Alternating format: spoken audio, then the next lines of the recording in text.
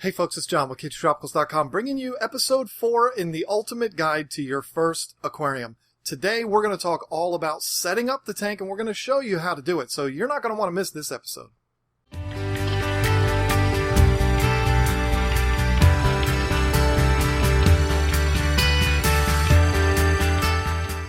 Okay, before we get into the demo, I do want to talk for a minute about tank placement, because this can be absolutely critical, especially if you're going with a big tank like this. The water in this tank alone weighs over 1,000 pounds. So the placement in your home is going to be absolutely critical. I always recommend to people to place the tank around the outside perimeter of the house. These walls are usually going to be the strongest. They have the foundation below them and everything else. Usually your exterior walls are going to be the strongest. So, around the outside, you should be okay. What floor should you put your aquarium on? I always say lower is better. If you put a tank like this on a 3rd floor and 125 gallons leaks out onto your floor, imagine the damage that's going to cause. It could cost you thousands of dollars to repair damage like that. So lower is better. Absolute ideal is the basement. But if you don't have a basement, maybe you're on a crawl space, 1st floor, you should be fine. Let's keep it on the outside walls, though. Another thing to talk about is windows. When you're going to put this in your room, if there is direct sunlight coming into your tank, it's going to wreak havoc and cause all kinds of algae problems in your tank. So think about the placement of the windows. How much direct sunlight is this tank going to get? Your life will be a whole lot easier if you try to keep it away from that. Remember, even if it's on the opposite side of the room from a window, if that room gets a ton of sunlight, you can still have problems in that tank. I'm not saying you have to put it in a room that has no windows. Just be aware of that and understand the more sunlight that comes into that tank, the worse things are going to be.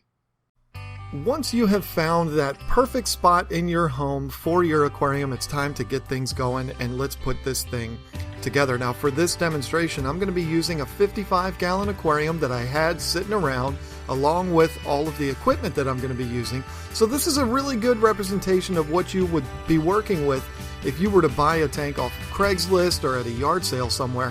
But of course, if your tank is brand new, yours will look a whole lot better than this and everything will be nice and sparkly clean.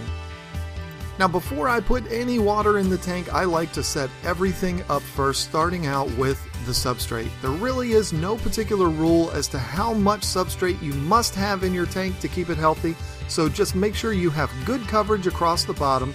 The substrate is an important part of the decor of your tank, so put some time into selecting the right substrate. You also might want to research what substrate your fish likes to have. You may have some fish that wouldn't do well with a very fine substrate, so do a little bit of research on that. Make sure that the bottom of your tank is covered nicely, but just remember, the more substrate you have, the thicker it is, the more you have to clean and the more is there for your fish to move around, so don't put it too deep. Next, I like to add my decorations to the tank. It's just easier to see it without the water in there, plus you don't get your hands all wet and you don't have things floating around. It's very simple to do it this way. For this example, I'm just going to place a couple of different decorations around, a nice little hunk of driftwood and make a little stone house. You can go as far as you want with this. This is an opportunity for you to be artistic and make the tank your own little art project. So have fun with this part. Take your time, take a step back and look at it overall and see how things are going to look and get things placed before you start putting water in this thing. Now it's time to start placing the equipment, and I'm going to start with the air stone. Now, air stones are more than just decorations. They do help to provide current in the tank and keep water moving around, avoiding any kind of dead zones. So I like to take them and place them all the way across the tank from your filter. Now there's a couple of reasons for this. One, again, is to avoid any dead zones, but the other is if your air stone is too close to your filter, you might get some of those bubbles sucked up into the filter, which can definitely affect your filter's efficiency, and it'll also, the filter will throw your bubbles all over the place and it'll just look really messy. So I like to send it all the way to the other end of the tank and just keep things simple. Now I want to mention real quick that we are not going to be plugging in any of these pieces of equipment yet. We're going to wait until we fill it up with water. If you run these pieces of equipment dry with no water in them, a lot of them can burn up really quickly. So to prolong the life of these pieces, we're going to get them all set, get it full of water, and then we're going to plug everything in and get everything going. Now it's time to place the filter. Now the filter I'm installing into this 55-gallon aquarium is a Marineland Emperor 400.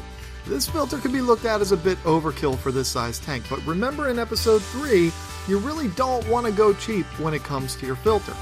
This filter hangs on the back of the aquarium and the intake tube extends down into the tank. I like to extend the intake tube down to about an inch from the bottom of the tank to get the maximum water flow and to help pull the fish waste that's settling down to the bottom of the tank up into the filter rather than floating all around in the tank.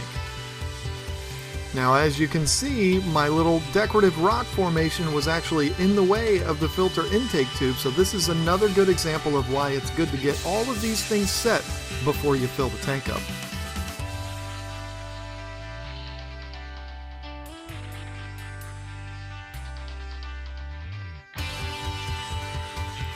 Next is the placement of the heater. The location of your heater is pretty important. You want it in an area where there's a lot of water movement so that the nice warm water gets spread around throughout the tank and doesn't just warm up one stagnant area.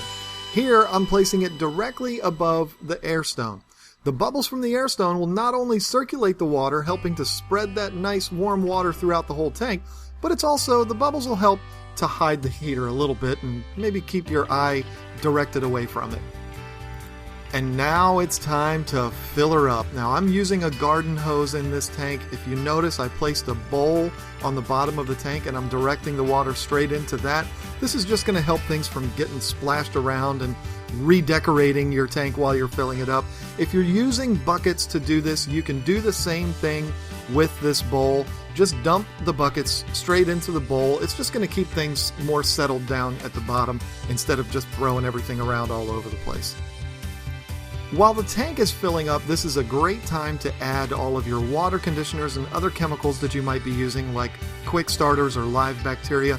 Just be sure to read the instructions on the products to ensure proper dosing of these chemicals. You definitely don't want to overdose things.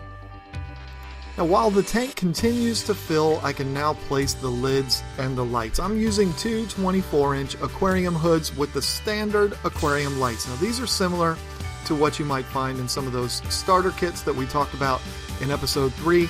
You may get one of the higher end starter kits that could come with LEDs, but if you're getting one of the standard kits, this is kind of what you would expect to see.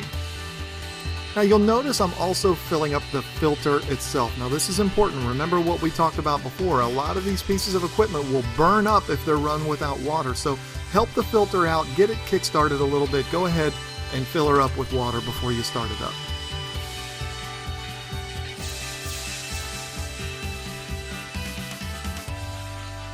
And now it's time to plug everything in and get this thing going.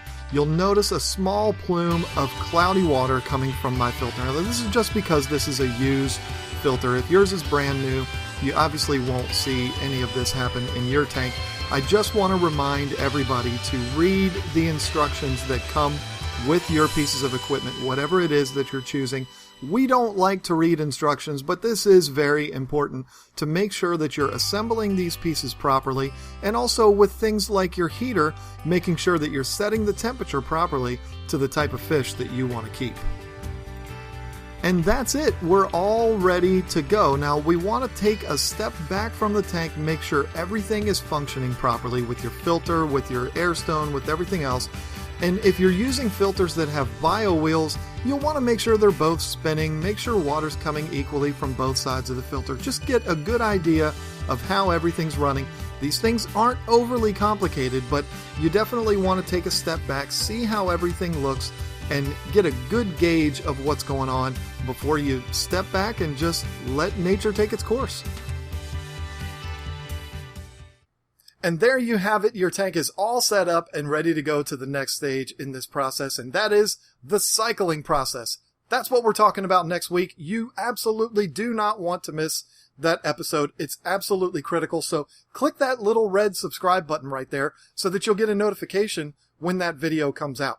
I hope that you've enjoyed this video, and if you have, click that like button for me. That really does help us out a whole lot. And if you really like my content and you want to see more, why don't you click up here and watch a video all about what to do if you're getting ready to go on vacation, and also have a listen to my podcast that I upload every single week to YouTube. This particular episode is all about discus, so kick back and enjoy it.